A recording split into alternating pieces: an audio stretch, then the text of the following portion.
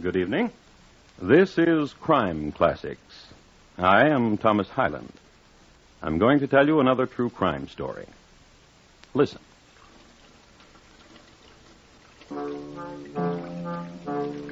The man in the striped pants and red galluses and celluloid collar is Master of Arts and Doctor of Medicine at Harvard University, as well as Irving Professor of Chemistry and Mineralogy at this institution. Quite an educated man, a scholar. He has just turned on the faucet for a reason. He has just dissected a colleague, and he needs to wash away the blood. This is Thanksgiving week in the year 1849. The dissector's name, John W. Webster. The dissectees, George Parkman. Dr. Webster has just committed murder because Dr. Parkman was a stubborn man to the very end. And tonight, my report to you on the terrible deed of John White Webster and his crime that shocked a nation. Crime Classics, a series of true crime stories taken from the records and newspapers of every land from every time. Your host each week, Mr. Thomas Hyland, connoisseur of crime, student of violence, and teller of murders. Now, once again, Thomas Hyland.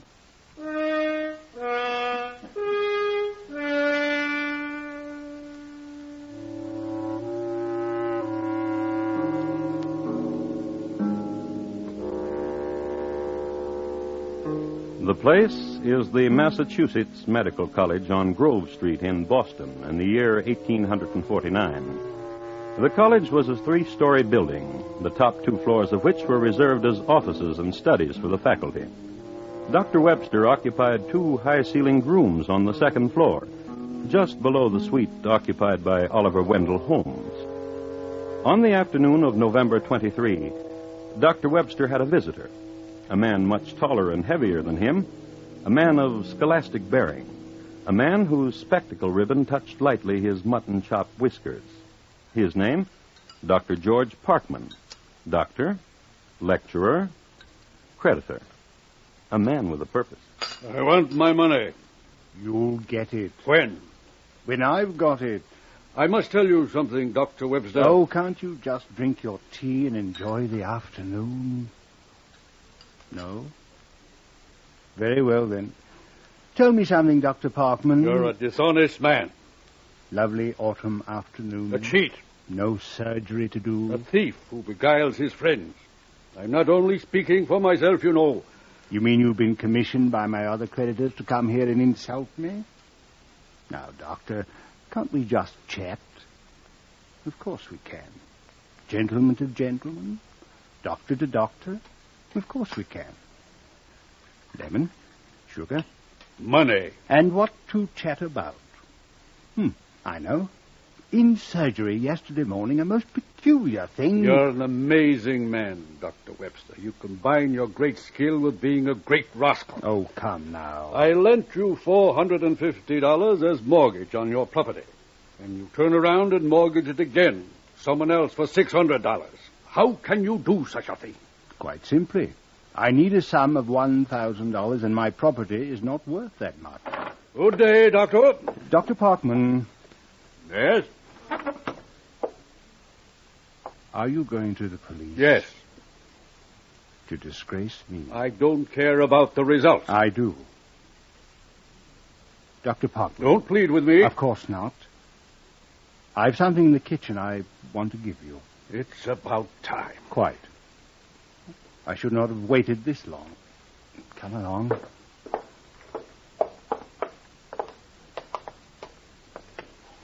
Dr. Parkman, you couldn't give me an extension of a few weeks. Certainly not. Certainly not. Just give me my money now. I have no money to give you. And you want to disgrace me. And I see no other way. Don't be a fool. No other way.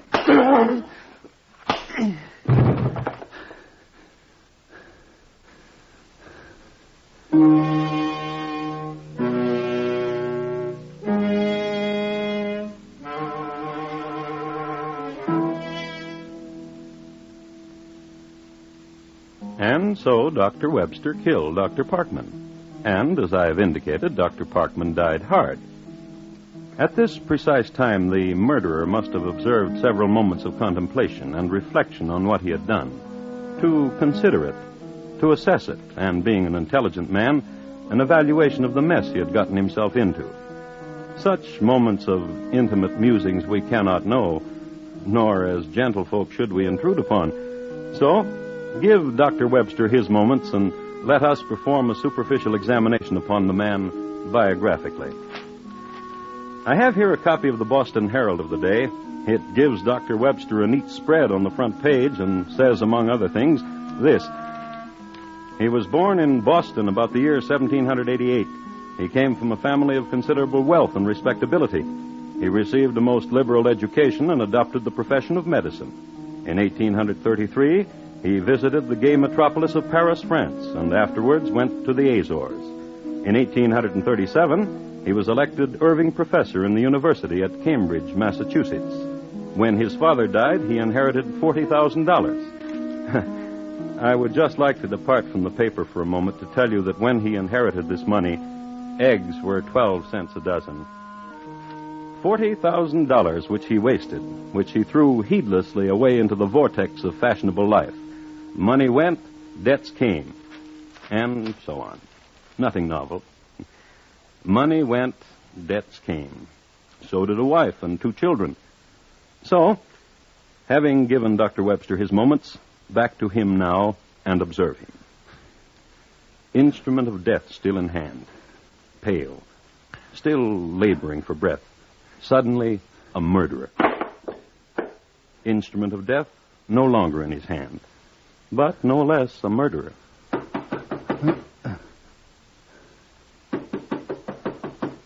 Dr. Webster?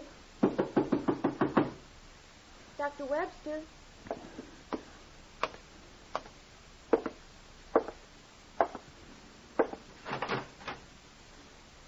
Hello, Dr. Webster.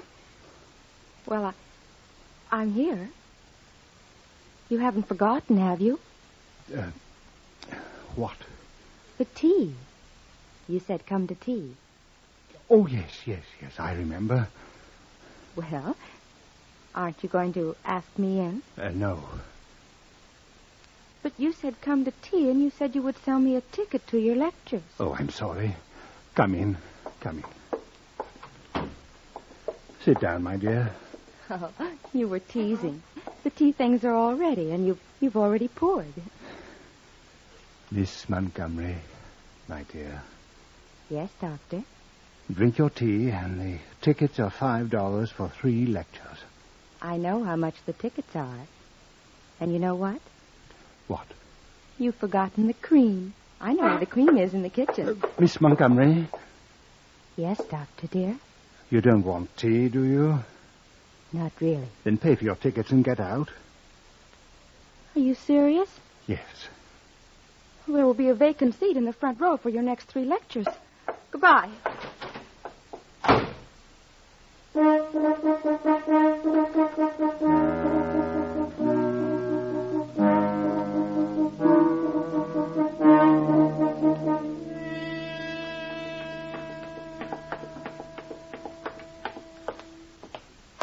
Hello, Mr. Littlefield. Mr. Littlefield, I said... I heard what you said, Doctor. How are you? I'm all right. And how are things with you, Mr. Littlefield? What do you mean, Doctor? Well... in the janitoring line, you mean? That's right. Well, it's the same as it's been for the last 7 years. Janitoring in a medical college like this, things don't change much. Oh, I see. One day... Just like yesterday, except today. Oh?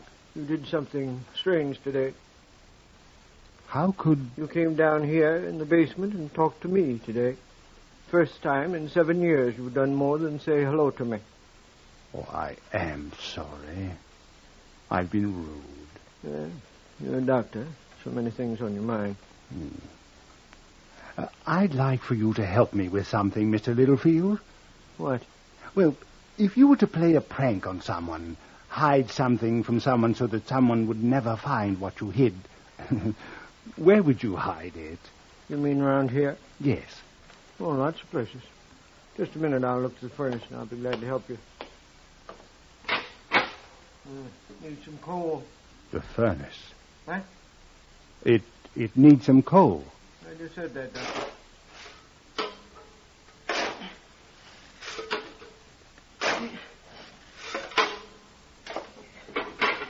Yeah, no. I'll be glad to show you some nice hiding places, Doctor. Come on along. Yeah. What are you figuring on hiding? Now, that would be telling, wouldn't it? Big? Small? Oh, kind of like this? Medium, huh? Yes, I would say so. Fine. Just follow me, Doctor.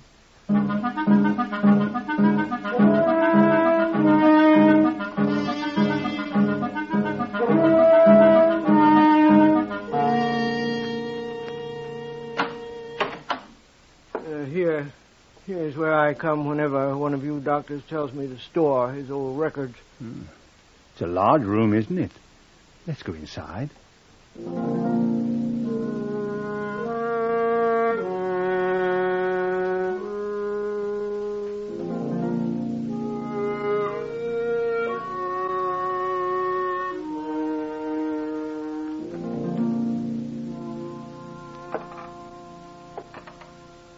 And up here in the attic, no one ever disturbs these old storage crates.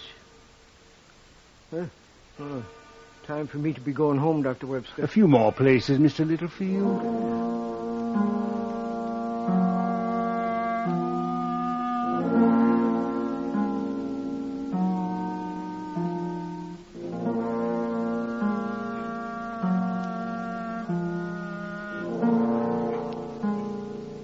And so forth. A lot of places, good hiding places, rarely visited, if ever. So Dr. Webster shook the hand of Ephraim Littlefield, thanked him, and bade him good night. That's all, Doctor. Don't mention it. And Dr. Webster went back to his apartment on the second floor of the building. No melodrama. The body of Dr. Parkman was still on the kitchen floor, and there was work to do. Light the candles, turn on the faucet, and get to work. Man at work. Dr. John W. Webster, Master of Arts, Doctor of Medicine, Surgeon. Dr. Webster by candlelight. Finish making the tour, downstairs, upstairs, further upstairs, the attic. At 2 o'clock in the morning, and so forth. Work done.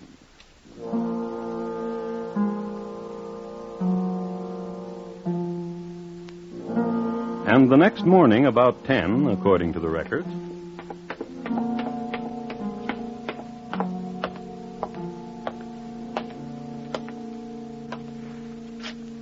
Good morning, Mr. Littlefield. Good morning, Doctor. How are you? Same as yesterday. Well, tomorrow's Thanksgiving, isn't it? Same as last year. So, what are you planning to do to celebrate? Same as everybody else. Dinner? Oh, sure. At home? Same as everybody. Here is something for you, Mr. Littlefield. What? Oh, go on, take it. It's $10. Yeah. Well, thank you, Doctor. And I want you to buy a nice fat turkey and everything that goes with it. I certainly will. I thank you again, Doctor. And very much. Happy Thanksgiving, Mr. Littlefield. Happy Thanksgiving, Doctor.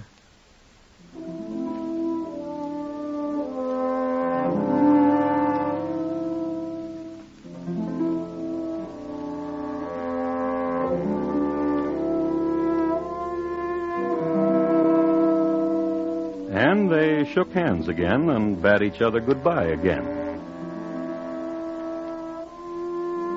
And the Thanksgiving season was upon them.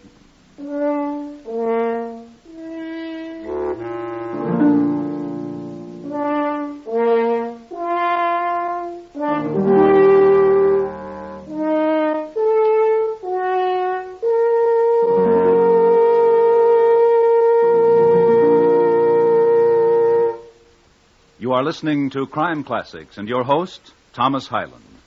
Molière wrote a delightful comedy about a man who was not a doctor, but whose wife kept telling everybody he was. It's a physician in spite of himself. Hear it later tonight on the Summer Theater with screen actor Robert Young in the starring role. Remember, it's the Summer Theater on most of these same CBS radio stations later tonight. And now, once again, Thomas Hyland and the second act of Crime Classics and his report to you on the terrible deed of Dr. Webster.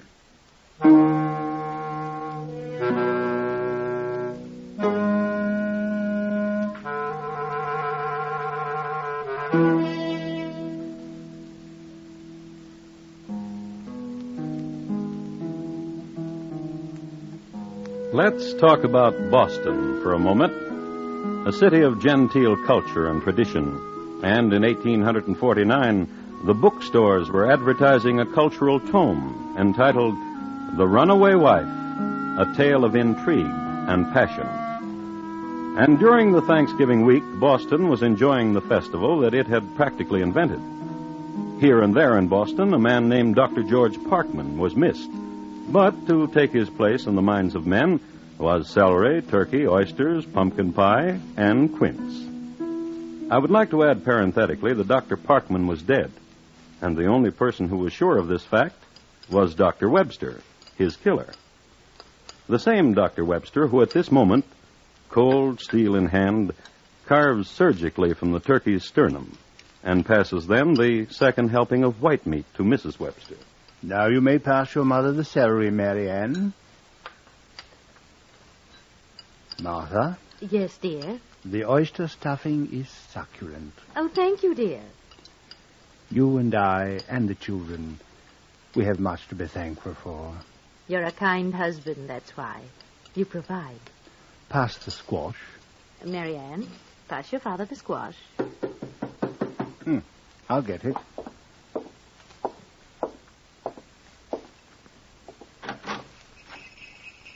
Yes, sir? Good afternoon, Doctor. I'm so sorry to disturb you. Yes, what is it? Well, I'm from the police, Sir Cliver, Daniel Cliver. Oh, please come in. Well, I see you're having your Thanksgiving dinner. I don't want to disturb you. Oh, do come in, come in. Won't you join us? Well, thank you, no, sir. What may I do for you? Is Dr. Parkman here? He seems to be missing from his usual haunts. John, what is it?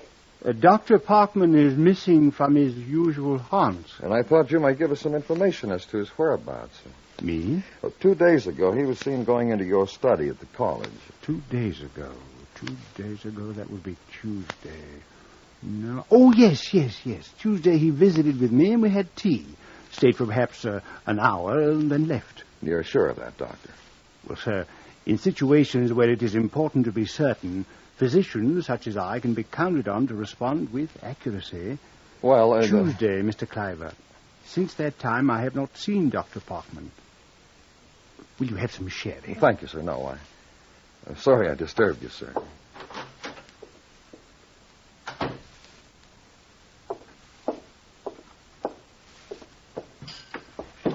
Dr. Parkman not seen in his usual haunts?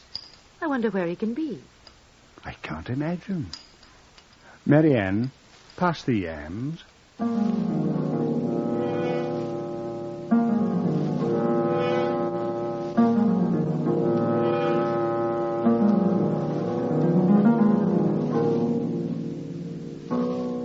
Homey scene in Boston, Thanksgiving Day, 1849. Typical festive scene, and I suppose typical, too, for Boston men whose deeds of murder are 2 days old. And janitors have holidays, too, and families and groaning boards.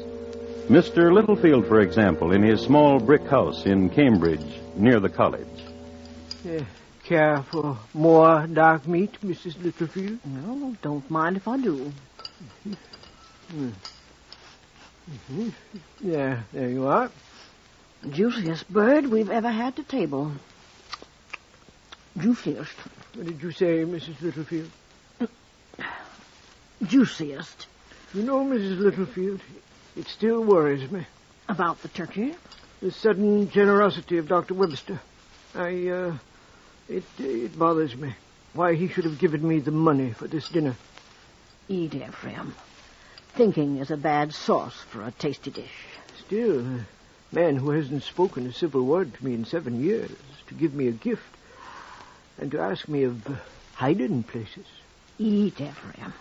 And the thing now of Dr. Parkman. Each year for the last 7 at Thanksgiving time he hands me $1. This year he did not. I haven't seen him. Not for 2 days now. I wonder... What you imagining? Mrs. Littlefield? Yes? I better speak to people. That's what.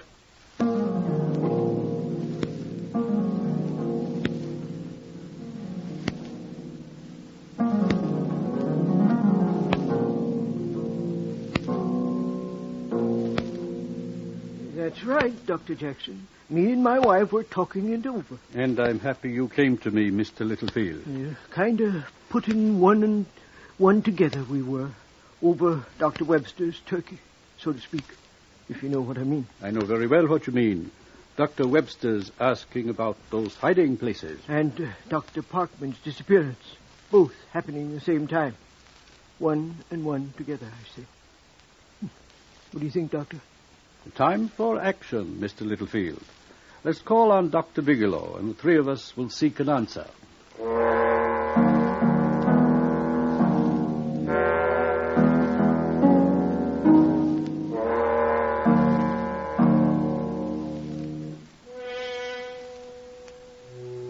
Forces gather. Forces conspiring to destroy Dr. Webster. The Furies, the Fates. And their names? Dr. Jackson, Dr. Bigelow, and the man of the gratuitous turkey, Mr. Littlefield. And, as is common in classic tragedy, the pursued senses a feeling in the air. All is not right. Something is amiss. Forces are gathering. Dr. Webster felt it. He tried the air the following morning, sniffed at it, sensed it immediately. Oh, my. What's wrong, dear? Nothing. But you look so pale. Nothing wrong.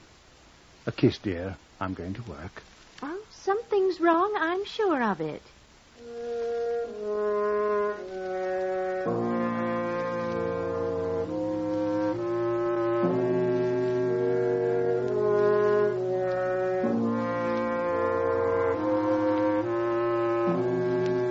And, having kissed his wife and sniffed the air again to make sure, Dr. Webster didn't go to work at all.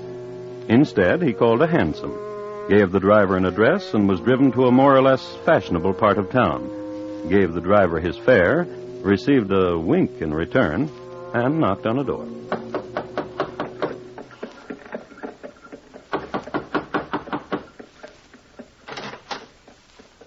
Why, Dr. Webster. Hello, my dear.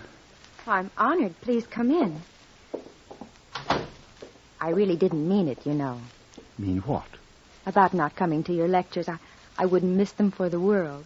I've come to give you your tickets. Here. Thank you. They're free. Miss Montgomery. Yes? When Dr. Parkman left my apartment the other day, Tuesday... What? Just after you came in, didn't Dr. Parkman look... Dr. Parkman? Didn't he look nice? In good health, robust, springy step? You recall you remarked on his springy step? I? Yes. Oh, you've done something naughty. What have you done? First tell me what happened when you came to my study at the college Tuesday to buy tickets. Well, I knocked on your door. Very good. You opened it for me. Good. Bade me enter. Yes. Introduced me to Dr. Parkman, who was just leaving. Oh, excellent. We watched him go. And you said? My, what a springy step Dr. Parkman has. Bravo, bravo. Don't be troubled, Doctor dear.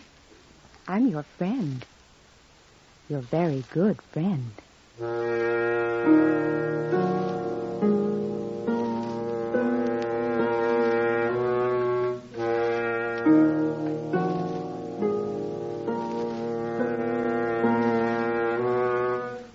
Which was nice, because if ever a doctor needed a friend, his name was Dr. Webster.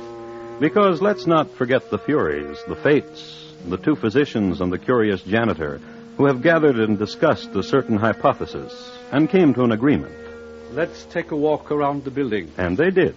Downstairs, upstairs, further upstairs, the attic, 3:00, gentlemen. I guess we know all we need to know.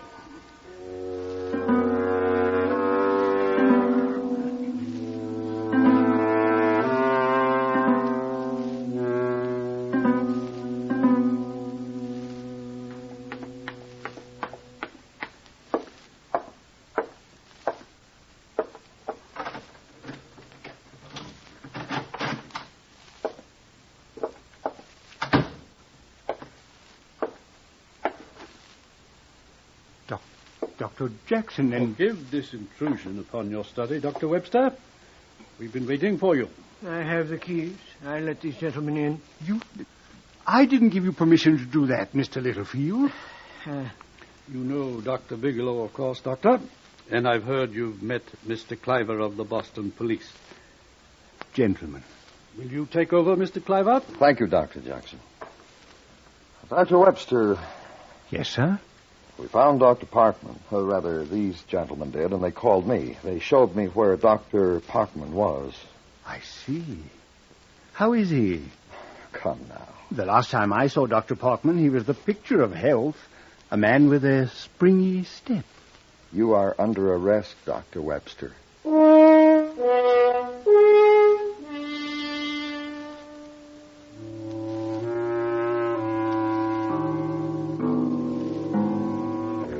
And they took Dr. Webster away, and they locked him up and held a trial for him, and in spite of his protestations, found him guilty.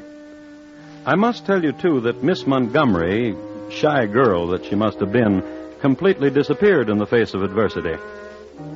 While waiting for final sentence to be pronounced by the governor and council, Dr. Webster maintained his usual good spirits, partook heartily of the food afforded him by his friends, and generally behaved himself. Then the sentence was handed down. He was to be hanged. Oh, no. By the neck until he was dead. I confess that I killed Dr. Parkman. There. That makes up for something, doesn't it? On August 31, 1850. Doesn't it?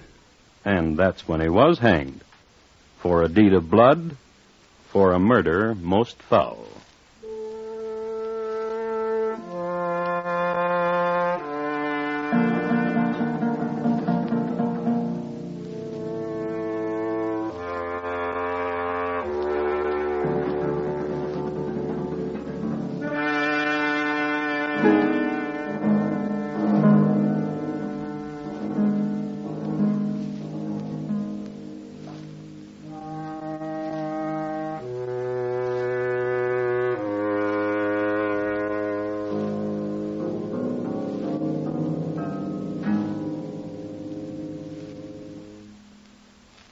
In just a moment, Thomas Hyland will tell you about next week's crime classic.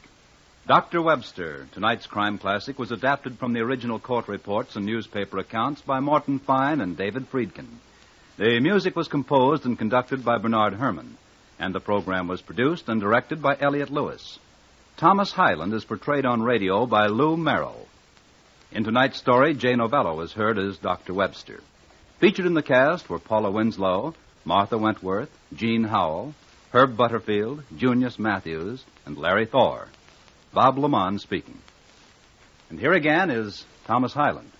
Next week, St. Joseph, Missouri, on a hot April day in 1882. The time, the exact moment when Jesse James turned his back on Charlie and Bob Ford. And my report to you on the death of a picture hanger. Thank you. Good night. The profitable end of the rainbow is always in view of Bill Cullen's lively quiz show, Walk a Mile. Contestants have 4 opportunities, each representing a quarter of a mile, to make good on this fun-packed show. If they can walk a mile, they're in line for the jackpot. I'll tell you what, instead of us talking about it, why not listen for Walk a Mile later this evening on most of these same CBS radio stations? Stay tuned now for Gary Moore with Arthur Godfrey's Talent Scouts, which follows immediately over most of these same stations. And remember, there's action as a policeman really finds it in 21st Precinct, Tuesdays on the CBS Radio Network.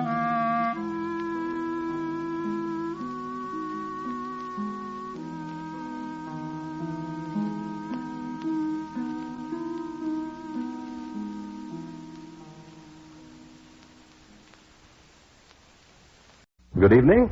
This is Crime Classics. I am Thomas Hyland. Listen.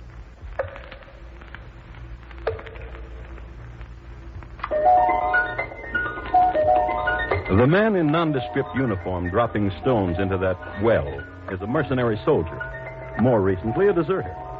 He's testing the depth of the well, the only way he knows, since a length of rope is not immediately available, and more complicated machines are as yet undiscovered. This is the year 1778, and the deserter is named James Buchanan. Next to him is his friend, another deserter whose name is William Brooks. These men are in the employ of Mrs. Bathsheba Spooner of Brookfield, Massachusetts, whose well it is. Mrs. Spooner will pay these men immediately they deposit the body of her murdered husband, right down there. And tonight, my report to you on the crime of Bathsheba Spooner, the first woman to be tried for murder in the United States.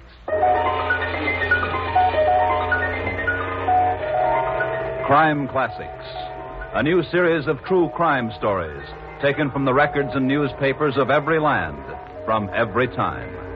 Your host each week, Mr. Thomas Hyland, connoisseur of crime, student of violence, and teller of murders. Now, once again, Thomas Hyland.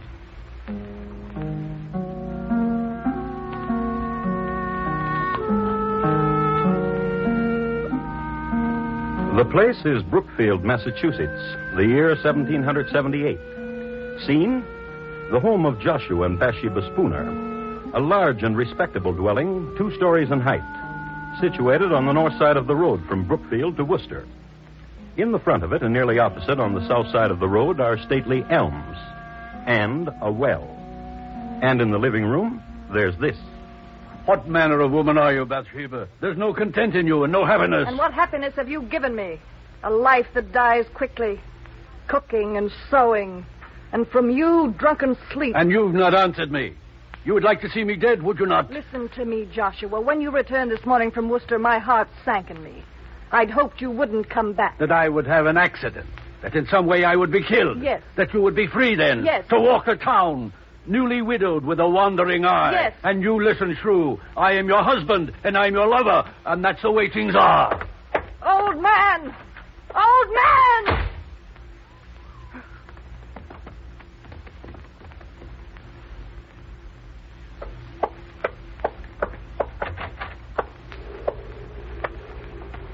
Ezra? Ezra? I've been waiting. Bathsheba. Wait. No more waiting, Bathsheba. The time I was away from you with your husband in Worcester. The thinking about you. And there'll be more waiting. Until it's done. Until you kill him. I tried, but I could not. He asked me a question, my husband did. What manner of woman are you, he asked. Now I wonder. What manner of woman am I to love such as you, a youth? A boy who pretends to manhood. You without the courage to... The poison you gave me, there was no opportunity, Bathsheba. And a boy who lies. Opportunity. When it becomes nighttime, my husband becomes a drunkard. You know that. To empty the poison in the cup when you were with him, a simple thing like that you couldn't do. I swear it to you, Bathsheba. He'll die. When? Go to him now. To the tavern where he is. Empty the poison. I threw the poison away. With no courage. Bathsheba. Speak my name and bedevil yourself with it. Just kiss me, Bathsheba. No kisses. No secret whisperings. None of that. No more. Until my husband is dead. Laugh then. You'll see I mean it. There's a wench, Bathsheba, at the other end of town. And she watches me when I walk by. Then go to her. All right. Wait. Don't leave me. You almost let me go. Boy, you... Bathsheba. Kill him. Kill my husband. Later.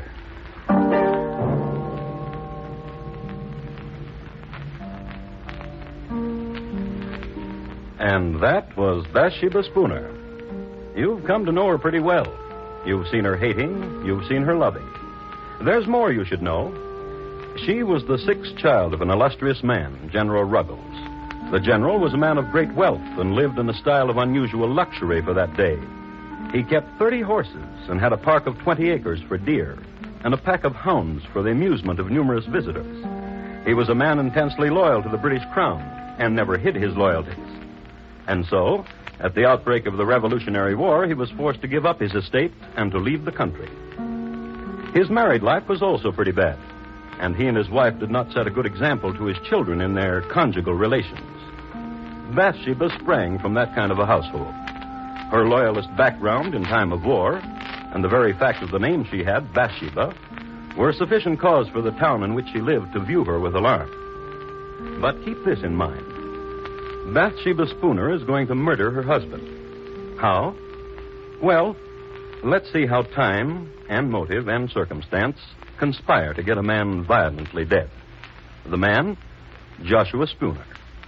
Let's pick him up and see what he's doing. It's the same evening, and since it's after dark, he's drinking. And in Brookfield, there's only one public house in which to drink, Cooley's Tavern. And that's where he is. Oh, no, Doctor. Then what would you do? To trap General Burgoyne, very simple. Hand me your tankard, Dr. King. Now, and here, this spoon, the line of march of Burgoyne. And your tankard and mine, 2 sections of the troops of General Washington. Now watch.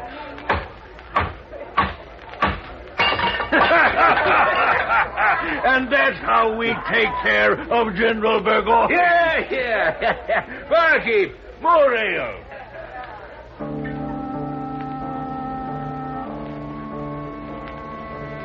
Joshua Spooner talks of strategies and drinks his ale. But mark this. Near the bar, another table. 2 men in nondescript uniforms, deserters from the army of General Burgoyne. Their names, James Buchanan and William Brooks. They've made known the fact that they've deserted the enemy, so their drinks are on the house and the appreciative customers. They're having a fine time. Drink your ale, Will. Make me a toast and I'll drink with you. And a toast you shall get. Burgoyne is a scurvy... Louder, Will, louder, else we'll pay for our own ale. Aye. A toast. Aye, I'll give you a toast to that scurvy, plump-bellied Burgoyne. May he rot in the wilderness. That is, if he don't drown coming across the St. Lawrence. Gentlemen. And a merry evening to you. Joshua Spooner is my name, and it would do me proud if you would permit me Ale is what we're drinking, sir. Ale for the patriot! And patriots we are, indeed, to goodness. Oh, yes. We joined General Washington, sir, and his colonials. You should know that. And from here, we go to Worcester, where a column of Washington's hearties ale. To you, sir, and thanks to you. My pleasure.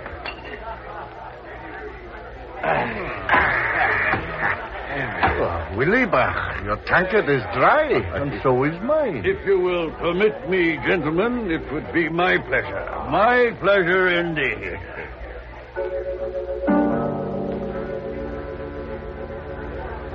It would be Mr. Spooner's pleasure indeed to buy the lads more ale, as was the custom.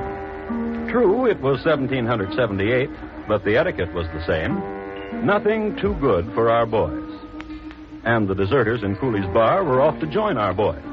As a matter of fact, it was Mr. Spooner's pleasure to direct James Buchanan and William Brooks to Worcester to become soldiers in Washington's army. It just happened that one of the landmarks that Mr. Spooner gave the lads went something like this. Now, mark you. A file of elms and a well. And across the road from it, my house. When you pass there, you'll be leaving Brookfield. And you will know you're on your way. We'll have another ale before you leave. You're a gentleman if I ever met one. Oh, a true one, James, my lad.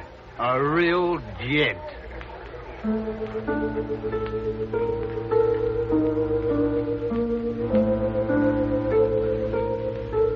So they touched tankards, the deserters and Joshua Spooner, And they made tearful farewell. And the deserters left and walked the road toward where the elms were, and a house, and a well. Let's go on ahead of them. Let's get back to the lady. Bathsheba is home. Bathsheba is fixing her hair. And the youth Ezra, he's tying into it night ribbons, a lover's tender gesture. Their talk, however, is shocking. Perhaps you're right. Perhaps the best way is not to poison him. I say shoot him. Perhaps, in such a way as to make it appear as an accident. Will you shoot him, Ezra? Tightly with the ribbon, dear. Ezra? I have not the courage for it. But you know of guns and shooting. You were in the army for a year. I marched. I shot no one. I marched upon an ambush and was wounded. Myself, I never pulled a trigger. If not you to kill him, Ezra, then someone. Yes. Turn from your mirror, Bathsheba, and look at me. Oh, listen. Do you hear? Yes. Drunkards. Someone. Go to the window. Drunkards. 2 of them by the moon. British deserters. I've seen them in town. Call to them. Bathsheba. Call to them. Hello! You there! What do you want? I'll talk to them. A lady wants to talk to you. A lady? At the ladies' service any time. Let them in, Ezra.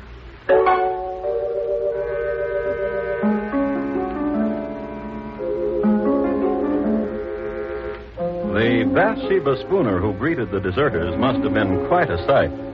Tall, long hair, and blue ribbons. There must have been a fire in the fireplace, and in all probability she was standing in front of it. Her manner was gracious, and she was smiling. Ezra served the liquor. All in all, it was the nicest thing that could possibly have happened to 2 fellows who had deserted General Burgoyne. And now, gentlemen, a question. We bow. Bow, James, my lad. Say on, my lady. How would you gentlemen like £500 to see you on your long journey? Merchant, 'twould warm the cockles, wouldn't it, Will? 'Twould. Does that answer you, my lady? And what would you do for it? There is nothing that Will and I have not done, and for less handsome payment from less handsome women. Far less. Kill my husband. This lad, the one you call Ezra. Come here, lad. The next skinny ones don't take long for twisting. Not him. Not Ezra. Not him, Jack. Then who? My husband will return from his drinking. Will you wait for him? Kill him? When he returns, meet him outside at the door and greet him. Will you? Not only for the money, dear lady, but for the pleasure of your presence to 2 tired soldiers. Right, James? It's the truth.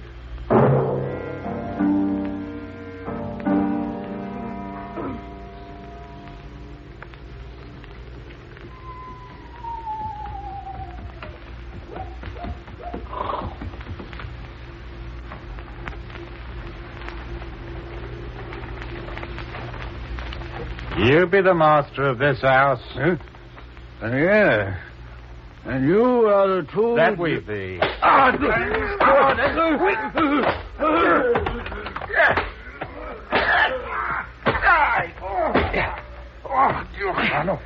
This one was a struggler, eh, Will? Get the woman. The one she calls Ezra. Aye.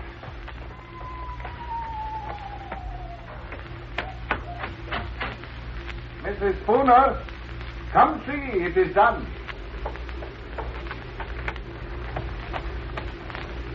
And a tidy job, if I say so myself, Mrs. Spooner. And now he's dead. What will you do with him? There's a well across the road. Aye. Give us a hand, James. And you, Ezra. There. I'll walk with you.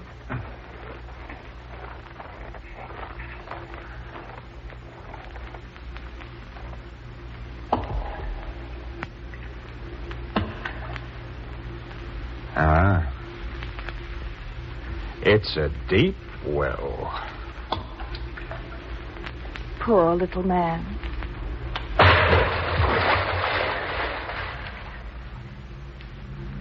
And that's how Joshua Spooner died. And that's how Bathsheba Spooner killed him.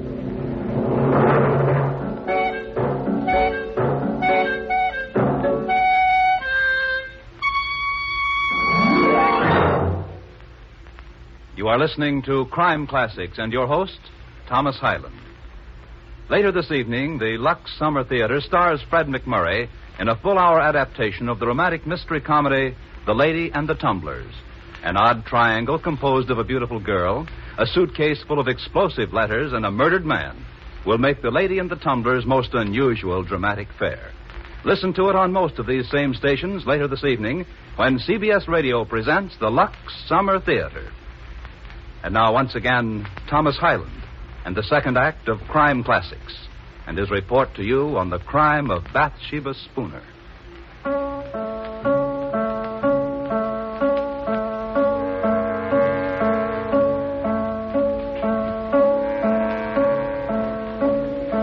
Listen to this.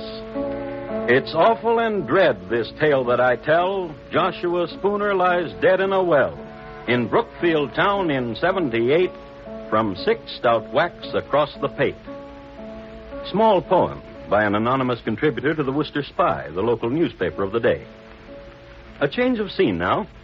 Across the road from a cold well into a warm living room. Tableau, 4 people. Mr. Spooner was such an elegant man. What will become of his clothes in his closet and his horse? You may have them. Come away from the window, Bathsheba. Here, to me, close. The stars are dancing. You're shivering. Are you cold? No. Will is very weary, Widow Spooner. We'll not go on to Worcester tonight. Then wait till morning. You can make a place for yourselves in the barn. But the money we'll have now, and the clothes and the horse. Yes, all of it. Ezra. Yes? In the morning, you will go to Cooley's Tavern. Inquire of Joshua. Tell them he's not been home. Tell them I'm frantic for his welfare. Yes. Good night, gentlemen. A very good night.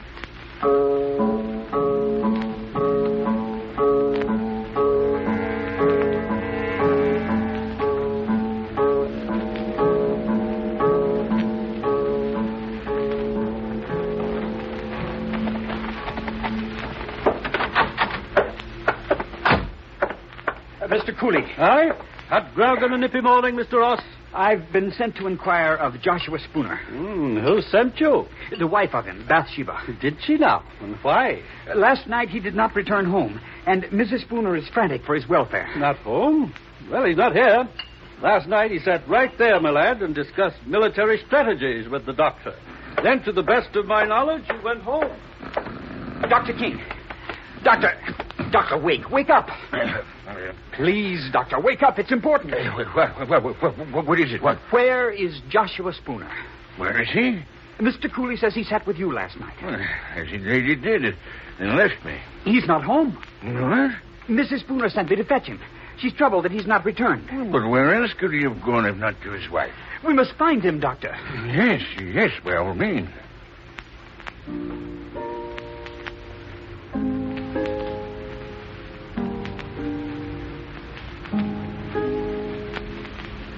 Ezra did that very well, with the precise shading of alarm in his voice, the concern.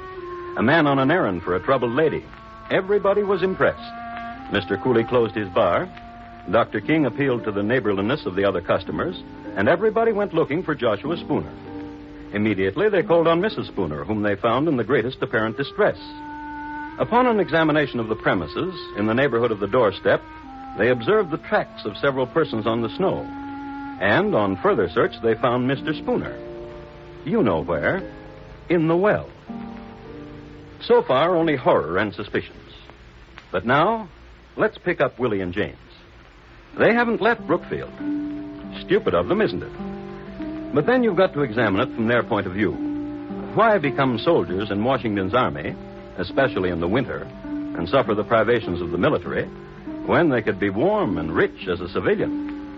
So, imagine it. 2 tatterdemalion deserters, suddenly elegant, in Mr. Spooner's clothes, which were somewhat tight-fitting. But elegance and tight-fitting are somehow akin. Now, there lived in Brookfield a certain wench whose name is lost in history. This much is known about her. She had an eye for tight elegance. This much is known about her, too, that she went riding with Willie and James on their newly acquired horse. I'll help you down. Now, James. Now. Give us a bus, dearie. That's a dearie. Will? Aye. How is it we are riding Mr. Spooner's horse? Why, dearie, we don't know a Mr. Spooner. Aren't these Mr. Spooner's silver buckles? No. Aren't you wearing his clothes? These are our clothes, dearie. Come, let's ride some more. It brings the pink to your pretty cheeks.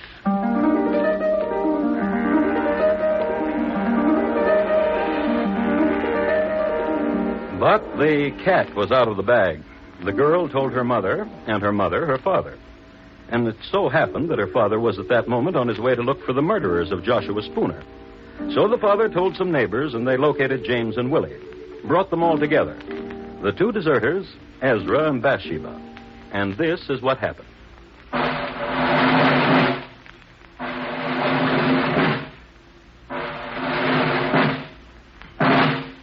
The jurors for the government and people of Massachusetts Bay in New England, upon their oath, present that William Brooks and James Buchanan and Ezra Ross in the county of Essex, not having God before their eyes, an assault did make upon Joshua Spooner, feloniously, willfully, and of their malice aforethought, on the 1st day of March last past, with force and arms also by striking, beating, and kicking aforesaid Joshua Spooner, so as to inflict several mortal bruises, of which Joshua Spooner died.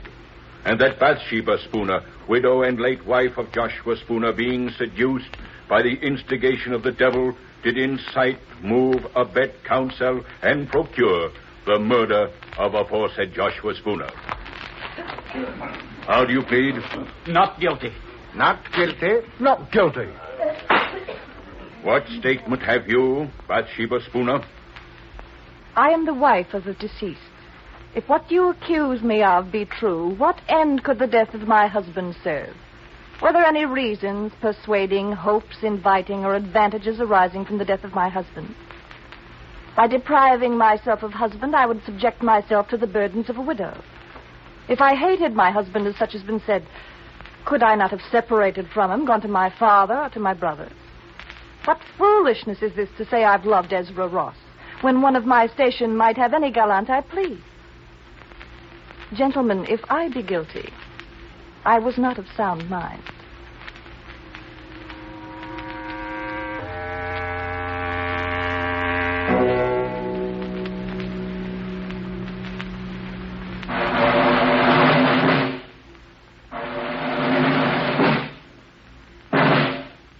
To the sheriff of our county of Essex, greetings. We command you that on Thursday, the 4th day of June next, between the hours of 12 and 4 of the clock in the afternoon, you cause William Brooks, James Buchanan, Ezra Ross, and Bathsheba Spooner to be conveyed from our jail, where they are now in your custody, to the usual place of execution, and there to be hanged by the neck until their bodies be dead.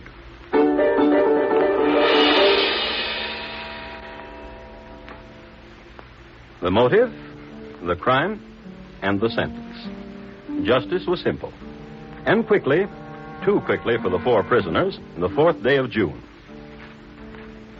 This is a copy of the Worcester Spy dated that day that I have here. I'd like to read from it. It was about 2:30 of the clock in the afternoon when the 4 criminals were brought out of prison and conducted to the place of execution under a guard of 100 men. The 3 men went on foot. Mrs. Spooner was carried in a chaise, being then, as she had been for several days, exceedingly feeble. The procession was regular and solemn. Just before they reached the place of execution, one of the most terrific thunderstorms that had incurred within the memory of the oldest inhabitant darkened the heavens. There followed an awful time. The loud shouts of the officers amidst the crowd of 5,000 people. The horses pressing upon those in front. The shrieks of the women in the tumult and confusion. The malefactors slowly advancing to the fatal tree, preceded by the dismal coffins. The fierce coruscations of the lightning athwart the darkened horizon, quickly followed by loud peals of thunder, conspired together and produced a dreadful scene of horror. It seemed as if the author of nature had added such terrors to the punishment of the criminals as might soften the stoutest heart of the most obdurate and abandoned. At length, the place of execution having been reached, Ross, Buchanan, and Brooks ascended the ladder to the stage. Our Father, which art in heaven, hallowed be thy name. Ross made an audible prayer. The other two were engaged in silent devotions until they faced the noose. Mrs. Spooner, as she approached the tree, was seen to bow gracefully to many of the spectators with whom she had been acquainted. Then she crept up the ladder on her hands and knees.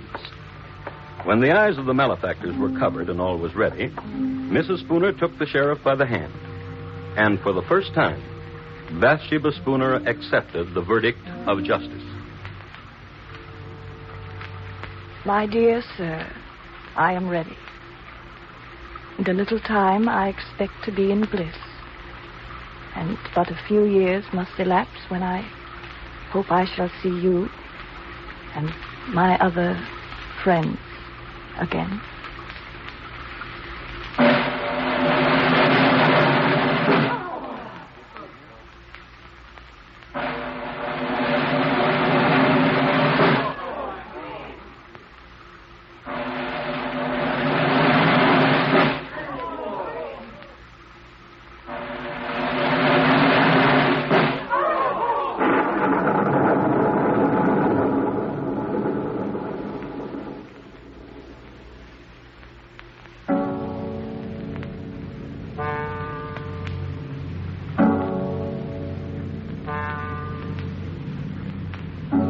And that's the way the newspaper recorded it. This has been my report of the crime of Bathsheba Spooner, the first woman tried and executed for murder in the United States.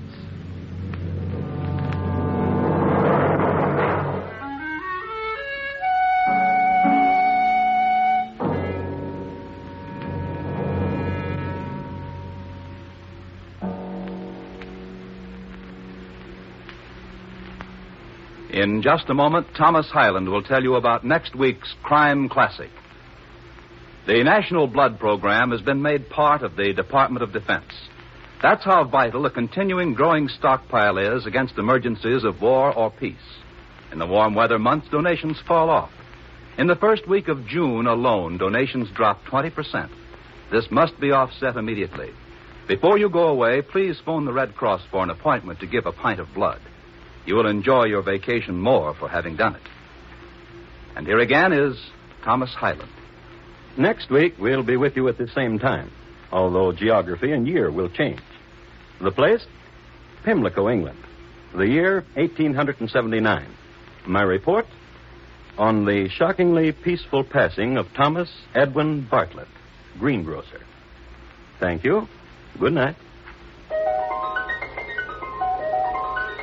Bathsheba Spooner, tonight's crime classic, was adapted from the original court reports and newspaper accounts by Morton Fine and David Friedkin. The music was composed and conducted by Bernard Herrmann, and the program was produced and directed by Elliott Lewis. Thomas Hyland is portrayed on radio by Lou Merrill. Bathsheba Spooner was played by Mary Jane Croft. The cast included Herb Butterfield, Sam Edwards, William Johnstone, Georgia Ellis, Tudor Owen, and Ben Wright. Bob Lamont speaking. Stay tuned now for Gary Moore with Arthur Godfrey's Talent Scouts, which follows immediately over most of these same stations.